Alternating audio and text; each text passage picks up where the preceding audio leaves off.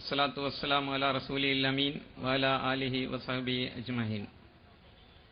കാരുണ്യവാനായ ദൈവം തമ്പുരാന്റെ അനുഗ്രഹം നമ്മിലേവരിലും സദാ വർഷിക്കുമാറാകട്ടെ എന്ന് ഹൃദയം തുറന്ന് പ്രാർത്ഥിക്കുകയാണ്. അസ്സലാമു അലൈക്കും വറഹ്മത്തുള്ളാഹി വബറകാതുഹു.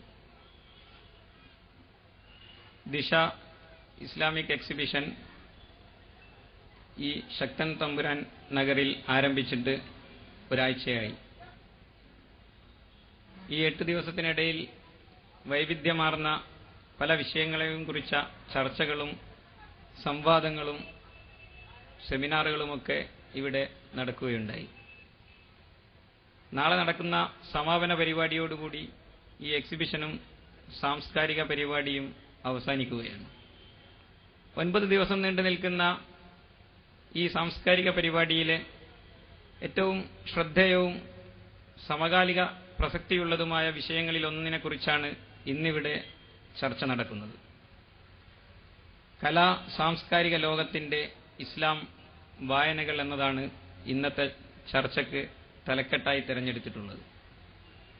നമുക്കറിയാം, കേരളത്തിന്റെ കലാ സാംസ്കാരിക മണ്ഡലം ഏറെ പ്രബുദ്ധവും പുഷ്കലവും ലോകതലത്തിൽ തന്നെ എടുത്തു പറയേണ്ട സ്വഭാവത്തിലുള്ളതുമാണ്. ആഗോളാടിസ്ഥാനത്തിൽ കലാ സാംസ്കാരിക രംഗത്തും ബൗദ്ധിക മണ്ഡലത്തിലുമൊക്കെ നടന്നുകൊണ്ടിരിക്കുന്ന ഏതൊരു ചർച്ചയും വളരെ പെട്ടെന്ന് തന്നെ സജീവമായി ചർച്ച ചെയ്യപ്പെടുന്ന ലോകത്തിലെ അപൂർവം പ്രദേശങ്ങളിൽ ഒന്നാണ് നമ്മുടെ ഈ കൊച്ചു കേരളം. വളരെ പരിമിതരായ ആളുകൾ മാത്രം സംസാരിക്കുന്ന ഭാഷയാണ് മലയാളമെങ്കിലും ലോകത്തുടനീളമുള്ള എല്ലാ സിദ്ധാന്തങ്ങളെക്കുറിച്ചും പ്രത്യയശാസ്ത്രങ്ങളെക്കുറിച്ചും വളരെ കാര്യഗൗരവത്തിൽ തന്നെ ചർച്ചകളും സംവാദങ്ങളും നമ്മുടെ കേരളക്കരയിൽ ഒരു പതിവ് കാഴ്ചയാണ്.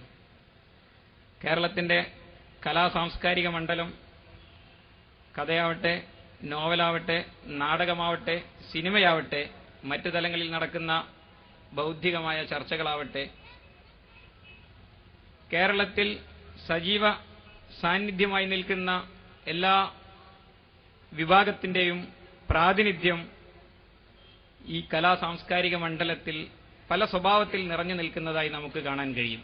നാടകത്തിലും കലയിലും നോവലിലും സിനിമയിലുമൊക്കെ തന്നെ നമ്മുടെ സമൂഹത്തിൽ ജീവിച്ചുകൊണ്ടിരിക്കുന്ന എല്ലാ വിഭാഗത്തിന്റെയും പ്രാതിനിധ്യം ഒരർത്ഥത്തിലല്ലെങ്കിൽ മറ്റൊരർത്ഥത്തിൽ സജീവമാണ്. പക്ഷേ ഇസ്ലാമിനെക്കുറിച്ച് നമ്മുടെ സാംസ്കാരിക ലോകം വായിച്ചുകൊണ്ടിരിക്കുന്നത് അല്ലെങ്കിൽ സമൂഹത്തിന്റെ മുമ്പാകെ അവതരിപ്പിച്ചുകൊണ്ടിരിക്കുന്നത് സൂക്ഷ്മമായ അർത്ഥത്തിൽ ശരിയായൊരു ചിത്രമാണോ എന്നാലോചിക്കുമ്പോൾ പലപ്പോഴും നമുക്ക് കിട്ടുന്ന ഉത്തരം തൃപ്തികരമായിരിക്കുകയില്ല. എന്നല്ല, കേരളത്തിന്റെ സാംസ്കാരിക മണ്ഡലം പലപ്പോഴും ഇസ്ലാമിനോട്, മുസ്ലിം സമൂഹത്തോട് വേണ്ടും വിധം നീതി പുലർത്തുന്നുണ്ടോ എന്ന് ചോദിച്ചാൽ അത് സത്യസന്ധമായ ഉത്തരമാണ് നാം നൽകുന്നതെങ്കിൽ അത് ഇസ്ലാമിനെയും മുസ്ലിം സമൂഹത്തെയും കുറിച്ച തെറ്റായ ധാരണകൾ സമൂഹമധ്യത്തിൽ സൃഷ്ടിക്കുന്നതിന് സഹായകമായ നിലയിലാണ് എന്ന് നമുക്ക് പറയേണ്ടി വരും. അധികം ഉദാഹരണത്തിലേക്ക് ഞാൻ പോകുന്നില്ല. നമ്മുടെ ഈ പരിപാടി ഇന്ന് ഉദ്ഘാടനം ചെയ്യുന്നത് ബഹുമാന്യനായ MD നാലപ്പാടായതുകൊണ്ട് കമലാ സുരയ്യയെ ഈ സന്ദർഭത്തിൽ ഞാൻ ഓർത്തുപോവുകയാണ്. കേരളത്തിന്റെ സാംസ്കാരിക ബൗദ്ധിക മണ്ഡലം ലോകത്തിന് സംഭാവന ചെയ്ത അപൂർവം മഹൽ പ്രതിഭകളിൽ ഒരാളാണ് ഡോക്ടർ കമലാ സുരയ്യ. കമലാ സുരയ്യ ഇംഗ്ലീഷിലും മലയാളത്തിലുമായി മാധവിക്കുട്ടി എന്ന പേരിലും കമലാദാസ് എന്ന പേരിലും സാംസ്കാരിക മണ്ഡലത്തിന് സംഭാവനകൾ അർപ്പിച്ചപ്പോൾ അവരെ എவ்விதമാണോ നമ്മുടെ ബൗദ്ധിക ലോകം നോക്കിക്കണ്ടിരുന്നത്, അതിൽ നിന്ന് ഏറെ ഭിന്നമായിട്ടാണ് അവർ തനിക്ക് ബോധ്യപ്പെട്ട, തനിക്ക് ശരിയെന്ന് തോന്നിയ ഒരു നിലപാട് പ്രഖ്യാപിച്ചതിന് ശേഷം അവരോട് സ്വീകരിച്ചത് എന്ന് ഏറെ ഉദാഹരണങ്ങൾ പറയാതെ തന്നെ നിങ്ങൾക്കൊക്കെ അറിയാവുന്നതാണ്. അവർ അർഹിക്കും വിധമുള്ള ഒരു പരിഗണന മാധവിക്കുട്ടി കമലാ സുരയ്യ ആയ ശേഷം നമ്മുടെ സാംസ്കാരിക ലോകം നൽകിയോ എന്ന് ചോദിച്ചാൽ അതിന് നമുക്ക് ലഭിക്കുന്ന ഉത്തരം ഒരിക്കലും തൃപ്തികരമായിരിക്കില്ല. ഈ വിഷയത്തെക്കുറിച്ച് ദീർഘമായി സംസാരിക്കുവാൻ ഞാൻ ഉദ്ദേശിക്കുന്നില്ല. ഒരുപാട് പ്രാസംഗികർ നമ്മുടെ സാംസ്കാരിക മണ്ഡലം ഇസ്ലാമിനെ എങ്ങനെയാണ് നോക്കിക്കണ്ടത്, നിലവിൽ നോക്കിക്കണ്ടുകൊണ്ടിരിക്കുന്നത് എന്നതിനെ സംബന്ധിച്ച് സംസാരിക്കുന്നതിന് വേണ്ടി ഇവിടെ എത്തിച്ചേർന്നിട്ടുണ്ട്. ഈ വിഷയത്തിന്റെ വിശദമായ പരാമർശം അവരുടെ ഭാഗത്തു നിന്നുണ്ടാവുമെന്ന് പ്രതീക്ഷിച്ചുകൊണ്ട് ഞാൻ എൻ്റെ വാക്കുകൾ ഉപസംഹരിക്കുന്നു. നിങ്ങൾക്ക് നന്ദി.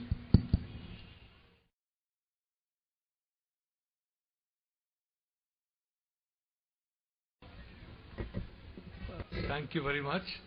അങ്ങേറ്റ സന്തോഷമുണ്ട് ഇവിടെ വരാൻ. എൻ്റെ പഴയ സുഹൃത്തുക്കളുണ്ട്, തങ്ങളുടെയൊക്കെ മുമ്പിൽ വരാൻ വളരെയധികം സന്തോഷമുണ്ട്. മഴയും ഒക്കെയാണ്, പക്ഷെ അതൊക്കെ വിപരീത താങ്കളൊക്കെ ഇവിടെ വന്നിട്ടുണ്ട്. വളരെയധികം നന്ദിയുണ്ട്. ഞാൻ തുടങ്ങേണ്ടത് ഒരു ഫിലിം കണ്ടിട്ടുണ്ടായിരുന്നു ഒരു ഏകദേശം ഒരു കൊല്ലം മുമ്പേ. ആ ഫിലിമിന്റെ പേരായിരുന്നു സ്ലം ഡോഗ് മില്ലിയനെയർ എന്ന് പറഞ്ഞത്. ആ ഫിലിം എന്ന് പറഞ്ഞാൽ വളരെ ഒരു വേൾഡ് ഫേമസ് ഫിലിമാണ്. താങ്കൾക്കൊക്കെ അറിയാം, ആ ഫിലിമില് ഒരുപാട് ഓസ്കർ കിട്ടിയിട്ടുണ്ട്. AR റഹ്മാൻ ഓസ്കർ കിട്ടി, ഡാനി ബോയിൽ ഡയറക്ടറിന് ഓസ്കർ കിട്ടി, ഒരുപാട് ഓസ്കർ നോമിനേഷൻ കിട്ടി. സർവ്വ രാജ്യങ്ങളും, ചൈനയിൽ പോയാൽ വലിയ ഹിറ്റായിരുന്നു, അമേരിക്കയിൽ പോയാൽ വലിയ ഹിറ്റായിരുന്നു, ജർമ്മനിയിൽ പോകുമ്പോൾ വലിയ ഹിറ്റാണ്, എല്ലാ സ്ഥലത്തും വലിയൊരു ഹിറ്റായിരുന്നു. പക്ഷെ ഇന്ത്യയിൽ ഒരുപാട് വിമർശനം ഉണ്ടായിരുന്നു ആ പടത്തിനെ പറ്റിയിട്ട്. കാരണം എന്താണ്? ആ പടം എന്ന് പറഞ്ഞാൽ രണ്ട് വിമർശനം. ഒന്ന്, ഇന്ത്യ ഒരു പാവപ്പെട്ട രാജ്യമാണ്, ബോംബെ ഒരു കുറെ പാവപ്പെട്ട ആൾക്കാരന് അവരെ ചൂഷണം ചെയ്യാണെന്നൊക്കെ പറഞ്ഞ ഒരു ധാരണ ആ ഫിലിം കൊണ്ടുവന്നു എന്നൊരു വിമർശനമുണ്ട്. രണ്ടാമത്തെ വിമർശനം, ഇന്ത്യയിലെ മെജോറിറ്റി കമ്മ്യൂണിറ്റിനെ ആ ഫിലിം കുറച്ച് ചിത്രീകരിച്ചത് ആ നല്ല രീതിയിൽ ചിത്രീകരിച്ചതെന്നാണ്. സ്ലം ഡോഗ് മില്ലിയനെയറിന്റെ ഹീറോ മുസ്ലിമാണ്, അതിന്റെ വില്ലന്മാര് ഹിന്ദുക്കളാണ്. ആ ഫിലിം നോക്കുമ്പോൾ you feel a lot of sympathy for the hero. It is not sympathy because he's a Muslim, it is sympathy because അദ്ദേഹം അനുഭവിച്ച ഒരുപാട് കഷ്ടപ്പാടും അദ്ദേഹം ചെയ്ത ആ വലിയൊരു അച്ചീവ്മെന്റും അതിനു വേണ്ടിയാണ് സിമ്പത്തി കാണിക്കുക. പക്ഷെ ഇവിടുന്ന് ഒരുപാട് കത്തുകൾ വന്നു, ഒരുപാട് ഇമെയിൽസ്, ഒരുപാട് ലേഖനങ്ങൾ ഈ ഫിലിമിന്റെ എതിരായിട്ട്. ഞാനിത് പറയേണ്ട കാരണം എന്താണെന്ന്, ഇഷ്ടം പോലെ പടങ്ങൾ നമ്മളുണ്ട് in which the villain is a Muslim and the heroes are of different communities. അതായത് വില്ലൻ മുസ്ലിമാണ് ആൻഡ് ഹീറോ വേറെ കമ്മ്യൂണിറ്റിയിലാണ്. സ്ലം ഡോഗ് മില്ലിയനെയറിൽ ഹീറോ മുസ്ലിം ആയിരുന്നു, വില്ലൻ വേറെ കമ്മ്യൂണിറ്റിയിലായിരുന്നു. ഈ ഫിലിംസ് ഒക്കെ ഇഷ്ടം പോലെ ഫിലിംസ് ഇന്ത്യയിലുണ്ട്, ഹിന്ദിയിലുണ്ട്, എല്ലാ ഭാഷയിലുണ്ട്. പക്ഷെ അതിനെ പറ്റിയിട്ട് കാര്യമായിട്ട് വിമർശനമൊന്നും എവിടെയും കാണില്ല. ആരും അതിനെപ്പറ്റി വിമർശിക്കുന്നുണ്ടോ, ഇവിടുന്ന് വിമർശനം വരേണ്ടതെന്ന് തോന്നില്ല. അതിന്റെ കാരണം ഇതാണ്, സ്വാഭാവികമായിട്ട് നാച്ചുറൽ ആണല്ലോ ഒരു മുസ്ലിം വില്ലൻ ആവുന്ന, ഒരു മുസ്ലിം ഹീറോ ആവുന്ന. അത് സ്വാഭാവികമല്ല, അത് നാച്ചുറൽ അല്ല. ഇത് നാച്ചുറലാണ് ഒരു മുസ്ലിം വില്ലൻ ആവുന്നത്. അതുകൊണ്ട് എന്തിനാ ക്രിട്ടിസൈസ് ചെയ്യേണ്ട ആവശ്യമുണ്ട്? അതൊരു നാച്ചുറൽ ആയിട്ടുള്ളതല്ലേ. സത്യം പറയുകയാണെങ്കിൽ ആ ആറ്റിറ്റ്യൂഡിൽ it is a very very important attitude. നമ്മൾ വളരെ ക്ലിയർ ആയിട്ട് ശ്രദ്ധിക്കേണ്ടതാണ്.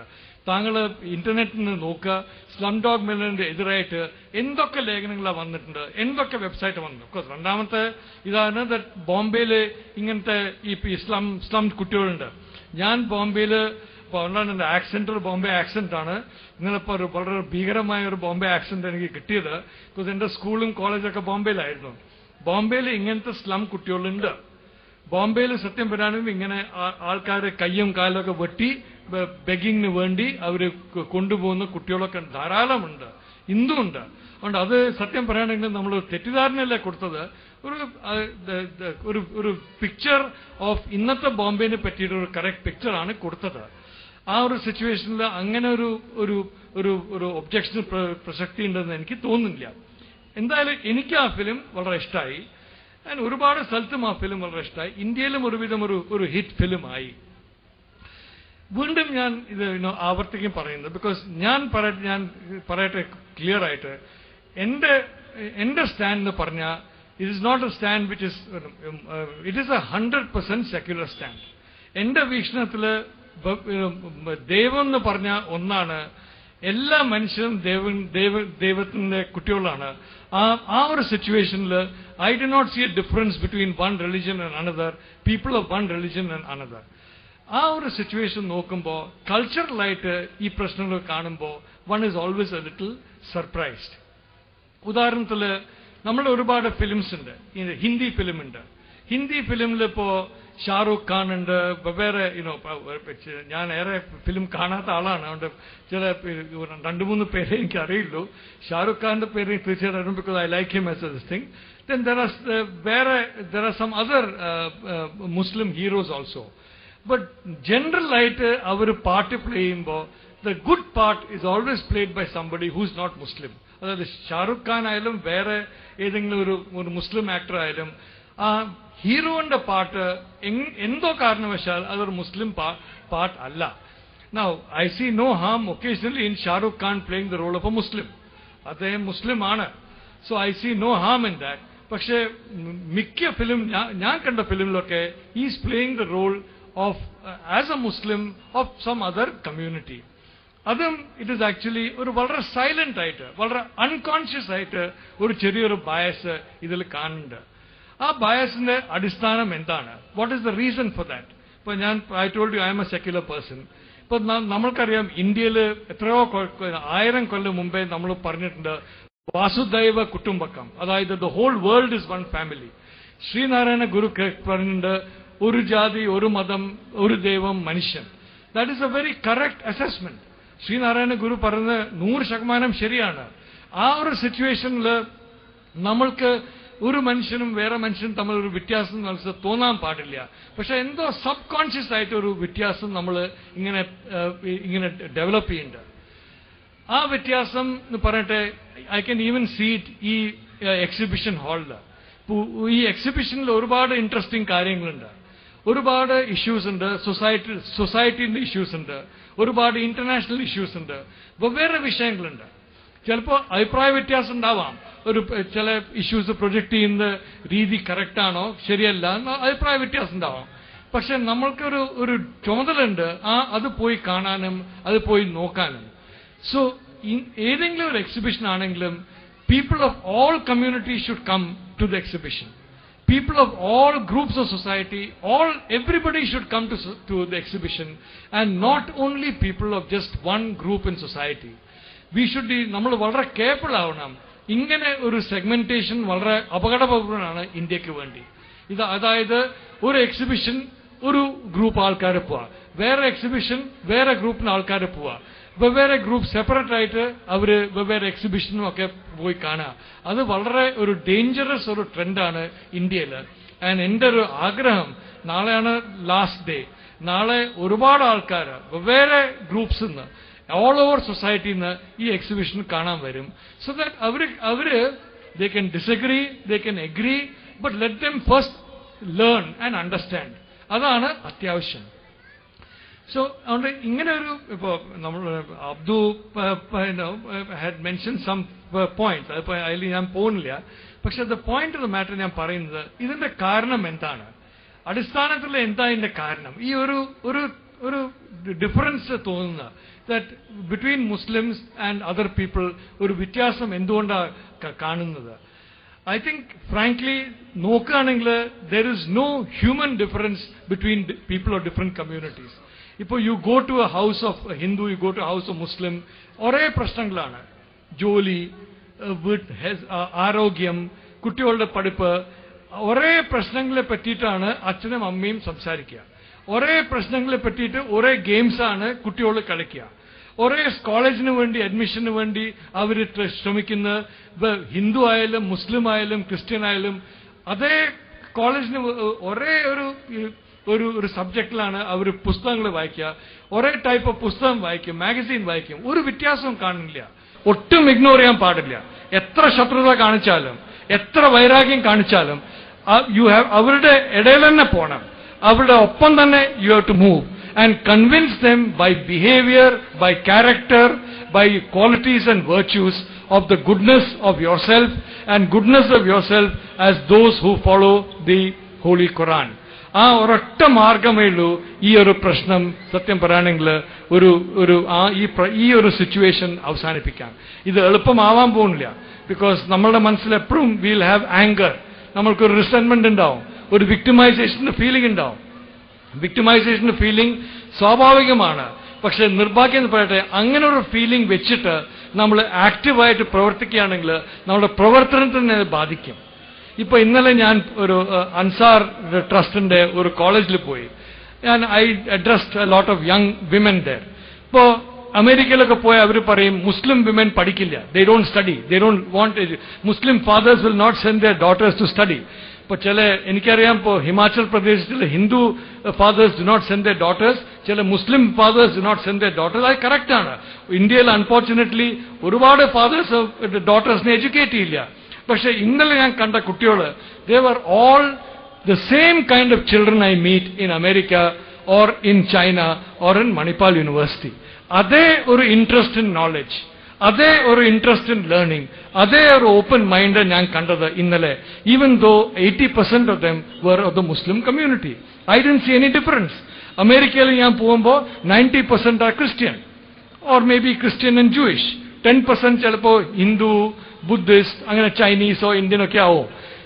അവരുടെ ഫേസിൽ അവരുടെ ക്വസ്റ്റ്യൻസും കാണുമ്പോൾ ഒരേപോലെ ക്വസ്റ്റ്യൻസ് ആണ് ഞാൻ ഇന്നലെ ഈ കൊച്ചു കോളേജിൽ ഞാൻ കണ്ടത്. Why I am saying that is, ഇങ്ങനെ പോയി കണ്ട, ഇപ്പൊ എനിക്ക് ഈ മനസ്സെന്ന് പറഞ്ഞ എന്റെ ഈ പ്രെജുഡിസസ് ഒക്കെ ഇല്ലാതിരിക്കാൻ അതിന്റെ കാരണം ഇതായിരുന്നു. നമ്മൾ തുടക്കം മുതലേ ഒരു ഹിന്ദുവാണ്, മുസ്ലിമാണ്, ക്രിസ്ത്യനാണ്, നമ്മൾ ഒരിക്കലും ഫാമിലിയിൽ അത് ആ ഒരു ഇഷ്യൂ ആയിരുന്നില്ല. ഒരാൾ ക്രിസ്ത്യനാണ്, ഒരാൾ അതുകൊണ്ട് ഒരു പ്രത്യേക രീതിയിൽ ട്രീറ്റ് ചെയ്യണം, ഒരാൾ മുസ്ലിമാണ് അതുകൊണ്ട് പ്രത്യേക രീതി, ഒരു മുസ്ലിം വേ ഓഫ് ട്രീറ്റിംഗ്, ഒരു ഹിന്ദു വേ, ഒരു ക്രിസ്ത്യൻ വേ, നമ്മളൊരു മനുഷ്യ വേ ഓഫ് ട്രീറ്റിംഗ് ആണ് ചെയ്തത്. ആ ഒരു സിറ്റുവേഷനിൽ ഇഷ്ടം പോലെ മുസ്ലിംസ് നല്ല പോലെ അറിയാം, ഇഷ്ടം പോലെ മുസ്ലിം വീട്ടുകളിൽ പോയിട്ടുണ്ട്, ഇഷ്ടം പോലെ മുസ്ലിം വീട്ടിൽ ചില മുസ്ലിം വീട്ടിൽ പോയി താമസിച്ചിട്ടുണ്ട് കുട്ടിക്കാലത്തും, later on when you go abroad and all that. അങ്ങനെ ഒരു കോൺടാക്ട് എന്നാണ് മനസ്സിലാവുക that there is really no big difference. Humanity is one. The human heart is the same. ആ ഒരൊറ്റ വഴിയെ മനസ്സിലാക്കാൻ സാധിക്കില്ലോ, വേറെ ഒരു വഴിയില്ലേ മനസ്സിലാക്കാൻ. അപ്പോ വേറെ ആൾക്കാർ വരില്ലെങ്കിൽ you have to go among dum.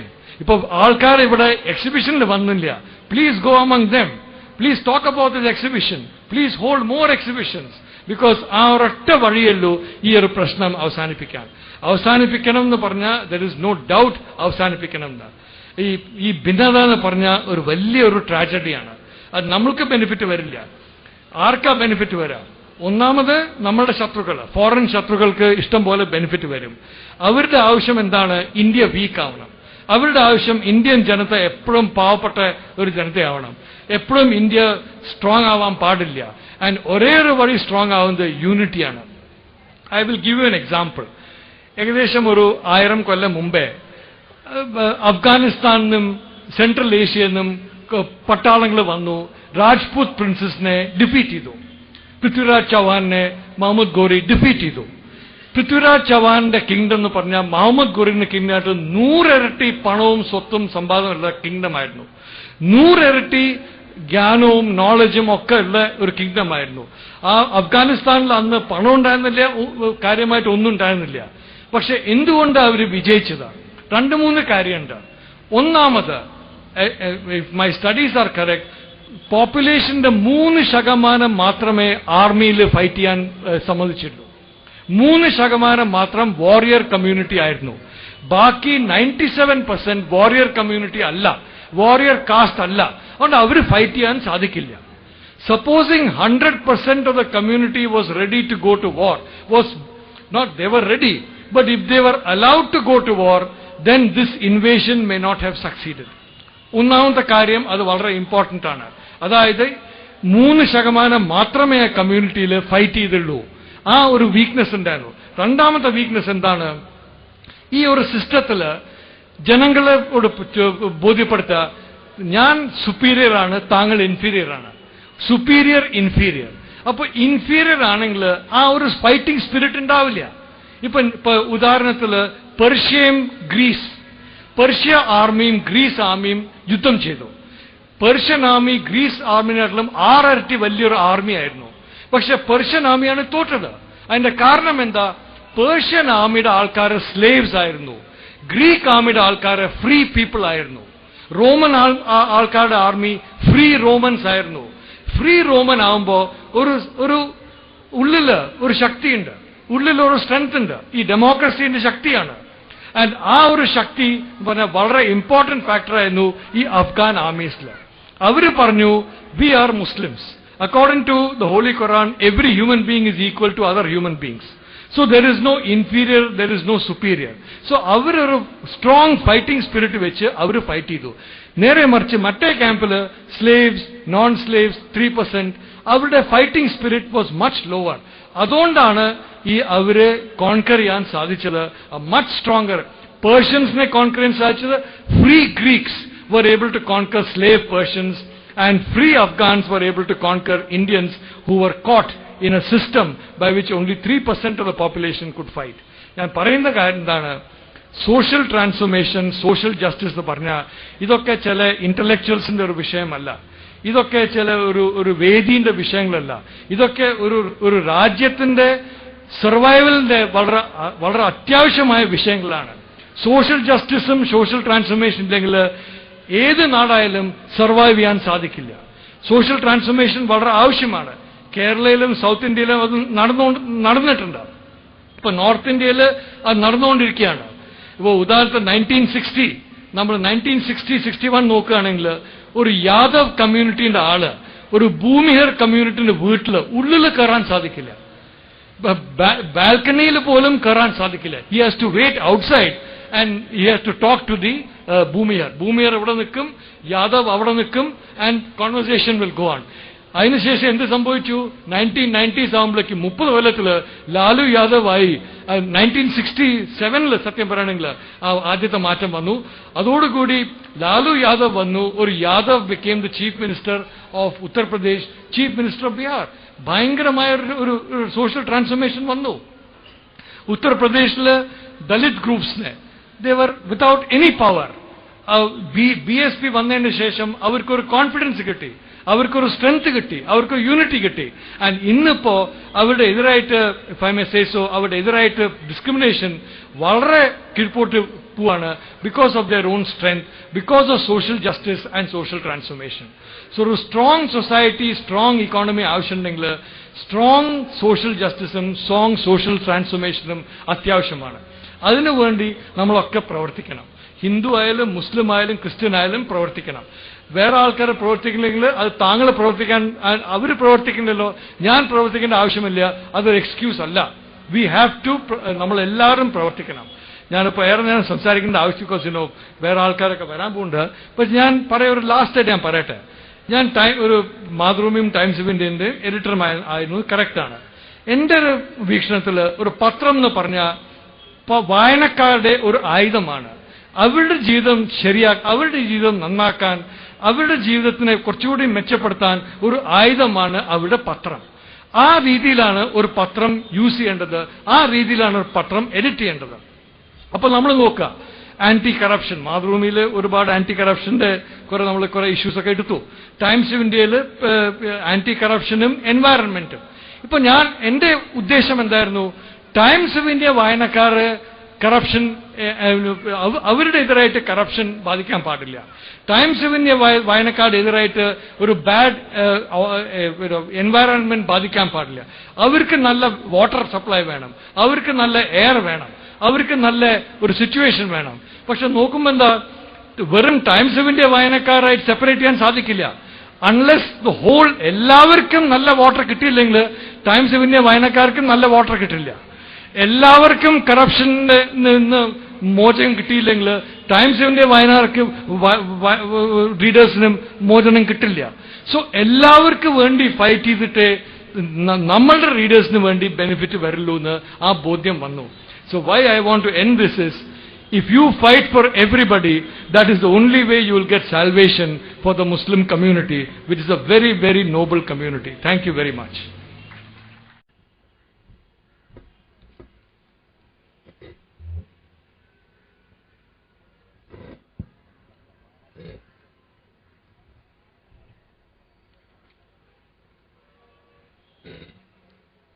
Alhamdulillah. Assalatu wassalamu ala rasulihil amin. വഅലാ ആലിഹി വസഹ്ബിഹി അജ്മഈൻ, അമ്മാ ബഅദ്. വേദിയിലും സദസ്സിലുമുള്ള ബഹുമാന്യരെ, സഹോദരി സഹോദരന്മാരെ, അസ്സലാമു അലൈക്കും വറഹ്മത്തുള്ളാഹി വബറകാതുഹു. കലാ സാംസ്കാരിക ലോകത്തിൻ്റെ ഇസ്ലാം വായനകൾ ഈ അവതരണത്തിൻ്റെ ഒരു പ്രയാസം, കലാ സാംസ്കാരിക ലോകം എന്നത് ഒരു ഏകകമല്ല എന്നതാണ്.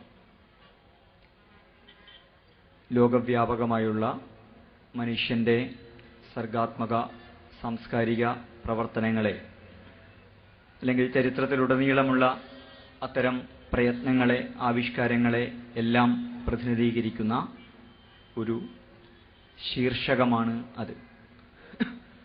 മലയാള സാഹിത്യ സാംസ്കാരിക ലോകമായിരിക്കും ഇവിടെ കൂടുതലായി ഉദ്ദേശിക്കപ്പെടുന്നത് എന്ന പ്രത്യാശയിൽ നിന്നുകൊണ്ട് അതുപോലും ഏതോ ഒരു വളരെ കൃത്യമായി ഒരു കൈപ്പിടിയിൽ ഒതുക്കി നിർത്താവുന്ന, ഏതെങ്കിലും ഒരു അളവുകോലുകൊണ്ട് അളന്ന് എഴുതി തീർക്കാവുന്ന ഒന്നല്ല എന്ന് നമുക്കെല്ലാവർക്കും അറിയാം. ചില നിരീക്ഷണങ്ങൾ മാത്രം പങ്കുവെച്ചുകൊണ്ട് ഈ ഒരു അവതരണം അവസാനിപ്പിക്കാനാണ് ശ്രമിക്കുന്നത്. കലയുടെയും സാഹിത്യത്തിൻ്റെയും സാംസ്കാരിക പ്രവർത്തനത്തിൻ്റെയും ഏറ്റവും വലിയ സാമൂഹ്യ ചരിത്ര മൂല്യമെന്ന് പറയുന്നത് അതിനൊരു പോസിറ്റീവായ, ധനാത്മകമായ ഒരു വിധ്വംസകത ഉണ്ട് എന്നതാണ്. ഒരു സാമാന്യമായി അതിനൊരു അരാജകത്വമുണ്ട് എന്ന് പറയാം. നിലനിൽക്കുന്ന മൂല്യങ്ങളെയും സാമൂഹ്യ ക്രമങ്ങളെയുമൊക്കെ വെല്ലുവിളിക്കുവാനുള്ള ഒരു പ്രവണത, ഒരു ഊർജം, ഒരു ശക്തി കലാ സാഹിത്യ സാംസ്കാരിക പ്രവർത്തനങ്ങളിൽ വളരെ സ്വാഭാവികമായി അന്തർഹിതമായിരിക്കുന്നതായിട്ട് അവയെ നിരീക്ഷിച്ചാൽ നമുക്ക് ബോധ്യപ്പെടും. കുറെ കൂടി നല്ല, കുറെ കൂടി വ്യത്യസ്തമായ ഒരു സമൂഹത്തെക്കുറിച്ചുള്ള, ഒരു വ്യക്തിയെക്കുറിച്ചുള്ള, ഒരവസ്ഥയെക്കുറിച്ചുള്ള സ്വപ്നമാണ് ഏത് കലയും എപ്പോഴും പങ്കുവെക്കുന്നത്. നിലവിലുള്ള അവസ്ഥയിൽ വളരെ സംതൃപ്തരായിരിക്കുമ്പോഴല്ല, മറിച്ച് അതിനപ്പുറം പോകാനുള്ള ഒരാഗ്രഹത്തിൽ നിന്നാണ് കലയും സാഹിത്യവും സാംസ്കാരിക പ്രവർത്തനങ്ങളുമൊക്കെ രൂപപ്പെടുന്നത് എന്ന് വളരെ എളുപ്പത്തിൽ നമുക്ക് ബോധ്യമാവുന്ന ഒന്നാണ്. അതുകൊണ്ട് തന്നെ നമ്മുടെ നാട്ടിൽ കല, പ്രത്യേകിച്ച് ഗദ്യ സാഹിത്യം വരുന്നത് ആധുനികത, മോഡേണിറ്റി, അതേപോലെ ദേശരാഷ്ട്രം, ഇതൊക്കെയായി ബന്ധപ്പെട്ട് അതിനെ ശക്തിപ്പെടുത്തിക്കൊണ്ടും അതിന്റെ ഉപകരണമായിക്കൊണ്ടും അതിന്റെ രൂപവൽക്കരണത്തിൽ പങ്കുവഹിച്ചുകൊണ്ടും അതിന്റെ ഉപകരണവുമായിക്കൊണ്ടാണ് ഗദ്യ സാഹിത്യം, പ്രത്യേകിച്ച് ആധുനിക സാഹിത്യം, പ്രത്യേകിച്ച് ഗദ്യ സാഹിത്യം വളരുന്നത് എന്ന് നമുക്ക് കാണാൻ കഴിയും. നമ്മുടെ പഴയ സാഹിത്യ പാരമ്പര്യം എന്ന് പറയുന്നത് പദ്യത്തിൻ്റെതാണ്. സാഹിത്യത്തിൻ്റേത് മാത്രമല്ല, അങ്ങാടികളിലേക്ക് വീടുകളിൽ നിന്നുള്ള സാധനങ്ങളുടെ പട്ടിക പോലും, കത്ത് ഇടപാടുകളെല്ലാം പദ്യത്തിൽ ചെയ്തിരുന്ന ഒരു ഭൂതകാലം ലോകത്തെ എല്ലാ സമൂഹങ്ങൾക്കുമുണ്ട് എന്ന് തോന്നുന്നു. നമ്മുടെ നാടിന് പ്രത്യേകിച്ചും ഉണ്ട്. ഇവിടെ ഗദ്യം വളർന്നു വരുന്നത് ആധുനികവൽക്കരണത്തിന്റെ, ബ്രിട്ടീഷുകാരുടെ വരവും അല്ലെങ്കിൽ പാശ്ചാത്യരുടെ നമ്മുടെ നാട്ടിലേക്കുള്ള വരവുമൊക്കെയായിട്ട് ബന്ധപ്പെട്ടാണ്. ദേശരാഷ്ട്ര രൂപീകരണവുമായി ബന്ധപ്പെട്ടാണ് ഗദ്യസാഹിത്യം വളർന്നു വരുന്നത്. പക്ഷെ നിലവിലുള്ള മലയാള സാഹിത്യത്തെ, സാംസ്കാരിക പ്രവർത്തനങ്ങളെ ശ്രദ്ധിച്ചാൽ മുസ്ലിം സമൂഹം ഈ നമ്മുടെ രാജ്യത്ത്, ഇന്ത്യയുടെ ദേശീയതയ്ക്ക് അകത്ത് അനുഭവിച്ചുകൊണ്ടിരിക്കുന്ന അപരവൽക്കരണത്തെ നമ്മുടെ രാഷ്ട്രീയ മണ്ഡലത്തെക്കാൾ, നമ്മുടെ ജനകീയ മാധ്യമങ്ങളെക്കാൾ വളരെ ശക്തമായി നമ്മുടെ സാഹിത്യം ശ്രദ്ധയിൽ കൊണ്ടുവരുന്നതായി, ആവിഷ്കരിക്കുന്നതായി നമുക്ക് കാണാൻ സാധിക്കും. ഉദാഹരണങ്ങളിലേക്ക് പ്രവേശിക്കാതെ അത് ശ്രദ്ധയിൽപ്പെടുത്താനാണ് ഞാൻ ശ്രമിക്കുന്നത്. ബ്രിട്ടീഷുകാരുടെ വരവിന് മുമ്പ് തന്നെ നമ്മുടെ ഗദ്യസാഹിത്യത്തിൽ ഒരു മുസ്ലിം പ്രതിനിധാനം എന്നൊക്കെ പറയാവുന്നത് ഗദ്യ സാഹിത്യത്തിലാണ് എന്ന് തോന്നുന്നു. മലയാള സാഹിത്യത്തിൽ സി.വി. രാമൻപിള്ളയുടെ കൃതികളിൽ വളരെ മിഴിവാർന്ന, മികച്ച, ഉത്തമ, ഉന്നത സ്വഭാവ ഗുണവിശേഷണങ്ങൾക്ക് വിശേഷണങ്ങളുടെ ഉടമകളായ ധാരാളം മുസ്ലിം കഥാപാത്രങ്ങളെ നമുക്ക് കാണാൻ സാധിക്കും. അതേപോലെ മുസ്ലിം സമൂഹത്തിലുള്ള ചരിത്ര പുരുഷന്മാരെ, ഭരണാധികാരികളെ, ടിപ്പുവിനെയൊക്കെ പോലുള്ള ഭരണാധികാരികൾ, ഈ രാജ്യത്ത് വളരെ വിവാദങ്ങൾക്ക് കാരണമായിട്ടുള്ള ചരിത്ര പുരുഷന്മാരെയൊക്കെ വളരെ നല്ല ഉത്തമ സ്വഭാവങ്ങളുടെ ഉടമകളായിട്ട് ചിത്രീകരിക്കുന്നത്, ആവിഷ്കരിക്കുന്നത് നമുക്ക് കാണാൻ കഴിയും. സിവിയുടെ ഒരു അനുഭവം എന്ന് പറയുന്നത് ഹൈദരാബാദിലും മൈസൂരിലുമൊക്കെ ദീർഘകാലം സഞ്ചരിക്കുകയും മുസ്ലിങ്ങളുമായി സഹവർത്തിക്കുകയും അദ്ദേഹത്തിന്റെ മകൾ തന്നെ രേഖപ്പെടുത്തുന്നതായി നമുക്ക് കാണാൻ കഴിയുന്നത്. അദ്ദേഹം മുസ്ലിം വേഷത്തിലുള്ള ഫോട്ടോ അദ്ദേഹത്തിന്റെ വീട്ടിൽ സൂക്ഷിക്കുകയും അല്ലെങ്കിൽ അനാച്ഛാദനം ചെയ്യുകയും അതേപോലെ അത്തരം യാത്രയുടെ ഒരു ഘട്ടത്തിൽ ഇസ്ലാം സ്വീകരിക്കുന്നതിനെ കുറിച്ച് പോലും ആലോചിക്കുകയും ചെയ്തിരുന്നതായി നമുക്ക് വായിക്കാൻ സാധിക്കും. പിന്നീട് നമ്മൾ ഇന്ദുലേഖയിലേക്ക് വരുമ്പോൾ ഇന്ദുലേഖയിൽ 2 സ്ഥലത്ത് ഒരു മുസ്ലിം സന്ദർഭം നമുക്ക് വായിക്കാൻ സാധിക്കും. ഒന്ന് പഞ്ചുമേനോൻ എന്ന് പറയുന്ന ഇന്ദുലേഖയുടെ അമ്മാവന്റെ ഒരു തന്റെ ഓർമ്മ, തന്റെ പഴയ കാലത്തെ ഓർക്കുന്നതിനിടയിൽ ഒരു മുസ്ലിം സഹപാഠിയെ, തന്റെ സമപ്രായക്കാരനായ ഒരു കൂട്ടുകാരനെ പഞ്ചുമേനോൻ ഓർമ്മിക്കുന്നുണ്ട്. വാപ്പയുടെ കൂടെ കച്ചവടത്തിന് പോയിട്ട് തിരിച്ചു വന്ന നേരത്ത് ഒരു ചെരുപ്പെന്ന് പറയുന്ന പുതിയ ഒരു ജീവിത ശീലം, നേരത്തെ നമ്മുടെ നാടിന് അത്രയൊന്നും പരിചയമില്ലാത്ത ഒരു കാര്യം, അത് പഞ്ചുമേനോന് ആ മുസ്ലിം സുഹൃത്ത്, ആ കുട്ടി, തന്റെ സമപ്രായക്കാരനായ ആ കുട്ടി ചെരുപ്പ് സമ്മാനിക്കുന്നതും വളരെ സ്വേച്ഛാധിപതിയായ അമ്മാവന്റെ ഭരണത്തിന് മുന്നിൽ, ആ അമ്മാവന്റെ സ്വേച്ഛാധിപത്യത്തിന് മുന്നിൽ മുട്ടുവിറക്കുന്ന പഞ്ചുമേനോൻ അമ്മാവന്റെ കണ്ണ് വെട്ടിച്ച് ആ ചെരുപ്പ് സൂക്ഷിക്കുകയും വീട്ടിൽ നിന്ന് പുറത്തു പോകുമ്പോൾ രഹസ്യമായി കയ്യിൽ കരുതുകയും പുറത്ത് സഞ്ചരിക്കുമ്പോൾ അത് ധരിക്കുകയും പിന്നീട് അമ്മാവൻ അത് കണ്ടുപിടിക്കുകയും ആ ചെരുപ്പ് കത്തിച്ചു കളയുകയും ചെയ്യുന്ന ഒരു അനുഭവം ഇന്ദുലേഖയിൽ പറയുന്നുണ്ട്. മറ്റൊരു ഘട്ടത്തിൽ മാധവന്റെ ഇന്ദുലേഖയെ നഷ്ടപ്പെട്ടിരിക്കുന്നു എന്ന ധാരണയിൽ ഉള്ള അലച്ചിലിനിടയിൽ ഷീർ അലി ഖാൻ എന്ന് പറയുന്ന മുസ്ലിമാണോ അല്ലേ മുസൽമാനാണ് എന്ന് ഗ്രന്ഥകർത്താവ് തന്നെ പരിചയപ്പെടുത്തുന്ന പല പുതിയ നിരൂപകരും അദ്ദേഹം മുസ്ലിമാണ് എന്നതിൽ സംശയം രേഖപ്പെടുത്തുകയോ അത്തരമൊരു പ്രസ്താവനയെ ചോദ്യം ചെയ്യുകയോ ചെയ്തിട്ടുള്ള ഷീർ അലി ഖാൻ, ആ ഷീർ അലി ഖാൻ ആ മാധവനെ വളരെ ക്രൂരമായി പറ്റിച്ചു കളയുകയാണ്, കടന്നു കളയുകയാണ് ചെയ്യുന്നത്. എന്ന അതേ സമയത്ത് തന്നെ ഇന്ദുലേഖ മാധവൻ ഒരു മുസൽമാനാൽ കൊല്ലപ്പെടുന്നതായി സ്വപ്നം കാണുന്നതും ആ ഇന്ദുലേഖയിൽ നമുക്ക് വായിക്കാൻ സാധിക്കും. പൊതുവെ പഠിച്ചു നോക്കിയാൽ നമുക്ക് മനസ്സിലാവുന്നത് ബ്രിട്ടീഷുകാരുടെ വരവിന് ശേഷം നമ്മുടെ സാഹിത്യത്തിൽ മുസ്ലിം സമൂഹം വില്ലൻ കഥാപാത്രങ്ങളായി അല്ലെങ്കിൽ സംശയാസ്പദമായ മതവിഭാഗമായും അസ്തിത്വമായിട്ടുമൊക്കെ മാറുന്നത് നമുക്ക് സൂക്ഷിച്ച് പഠിച്ചാൽ ബോധ്യപ്പെടുന്ന ഒരു കാര്യമാണ്. അതിന്റെ അന്തർദേശീയവും രാഷ്ട്രീയവുമൊക്കെയായ കാരണങ്ങൾ ഇത്തരമൊരു സദസ്സിൽ വിവരിക്കേണ്ടതില്ലാത്ത വിധം വ്യക്തമാണ് എന്ന് ഞാൻ മനസ്സിലാക്കുന്നു. പൊതുവെ നമ്മുടെ സാഹിത്യ കൃതികളെ എല്ലാം പരിശോധിച്ചാൽ മുസ്ലിം സമൂഹത്തെ പോസിറ്റീവായി പരിഗണിച്ച സാഹിത്യ കൃതികൾ തന്നെ ഒരു സങ്കര സംസ്കാരത്തെ മുന്നോട്ട് വെക്കുന്നതായിട്ട് നമുക്ക് കാണാൻ കഴിയും. എല്ലാ സാഹിത്യകൃതികളും, വളരെ പുതിയ കൃതികൾ ഉൾപ്പെടെ ഹൈന്ദവ മുസ്ലിം സംസ്കാരങ്ങളുടെ ഒരു സങ്കരമായ രീതിയെ വളരെ അധികം ഉയർത്തിപ്പിടിക്കുന്നത് കാണാൻ കഴിയും. NP മുഹമ്മദ് ഇതിനെ നിരീക്ഷിച്ചുകൊണ്ട് പറയുന്നുണ്ട്, നമ്മളുടെ നാട്ടിൽ കുടുംബ ജീവിതത്തിന്റെ ഒക്കെ അകത്ത് ഇത്തരത്തിലുള്ള സങ്കരമായ ജീവിതങ്ങളുടെ ദൃശ്യങ്ങൾ, അനുഭവങ്ങൾ വളരെ വിരളമാണ്. പക്ഷെ എങ്കിലും നമ്മുടെ സാഹിത്യ കൃതികൾ വളരെ അധികമായിട്ട് ഇത്തരം കാര്യങ്ങൾ ചിത്രീകരിക്കുന്നുണ്ട്. ഞാൻ നേരത്തെ പറഞ്ഞ സാഹിത്യത്തെക്കുറിച്ച് പൊതുവിൽ പറഞ്ഞ നിരീക്ഷണങ്ങൾ അതിന് കാരണമായിരിക്കാം.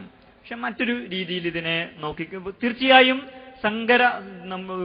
വ്യത്യസ്ത മതവിഭാഗങ്ങൾ ഒരുമിച്ച് ജീവിക്കുന്നയിടത്ത് അവ തമ്മിലുള്ള കൊടുക്കൽ വാങ്ങലുകളും പരസ്പരമുള്ള ചേരലുകളും ഒക്കെ വളരെ പ്രസക്തമാണ്. വളരെ പ്യൂരിറ്റന്റായ, വളരെ ശുദ്ധമായ രീതിയിൽ സാംസ്കാരികമായ ഒരു തരത്തിലുള്ള കലർപ്പുകളുമില്ലാതെ ഒരു സംസ്കാരത്തിനും നിലനിൽക്കുക സാധ്യമല്ല, അങ്ങനെ നിലനിൽക്കേണ്ടതില്ല.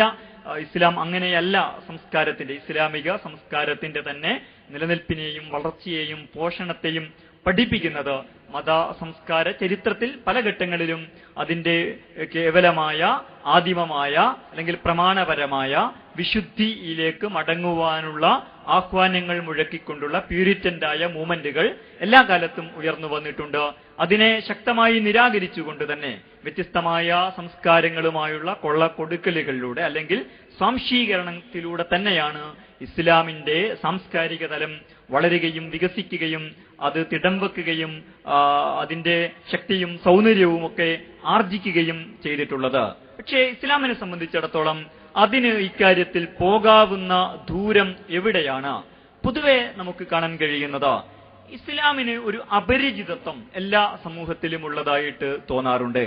കാരണം അത് അവിടെയുള്ള മുഖ്യധാര സംസ്കാരങ്ങളിൽ ലയിച്ചു ചേരുവാൻ ഒരു മുസ്ലിം വ്യക്തി അല്ലെങ്കിൽ ഒരു മുസ്ലിം കുടുംബം അല്ലെങ്കിൽ മുസ്ലിമായ മനുഷ്യർ അവിടെയുള്ള ജനവിഭാഗങ്ങളുമായി ഒരു മനുഷ്യരെന്ന നിലക്ക് അങ്ങേയറ്റത്തെ സഹവർത്തിത്വത്തോടെ സ്നേഹ സാഹോദര്യങ്ങളോടുകൂടി ജീവിക്കുകയും അവരുടെ ജീവിതത്തിൽ ഇഴുകിച്ചേരുകയും ചെയ്യുമ്പോൾ തന്നെ ഒരു മതം എന്ന നിലക്ക്, ഒരു ആദർശ സംഹിത എന്ന നിലക്ക് ഇസ്ലാം അവിടെയുള്ള മറ്റു സംസ്കാരങ്ങളുമായി, പ്രത്യേകിച്ച് അവിടെയുള്ള മുഖ്യധാര സംസ്കാരങ്ങളുമായി ഇഴുകിച്ചേരാതിരിക്കുകയും അതതിന്റെ വ്യതിരക്തത ഉയർത്തിപ്പിടിക്കുവാൻ വലിയ ഒരു ശാഠ്യത്തോടുകൂടി ഒരു ലയിച്ചു ചേരാത്ത ഒരു ദഹിക്കാത്ത ഒന്നായിട്ട്, ഇനിയും വെന്തു തീരാത്ത ഒരു കഷ്ണമായിട്ട് അത് നിലനിൽക്കാൻ ശ്രമിക്കുന്നതായിട്ട് ഇസ്ലാമിന്റെയും ലോക സംസ്കാരങ്ങളുടെയും ഇസ്ലാമുമായി ബന്ധപ്പെട്ട ചരിത്രം പഠിക്കും. അല്ലെങ്കിൽ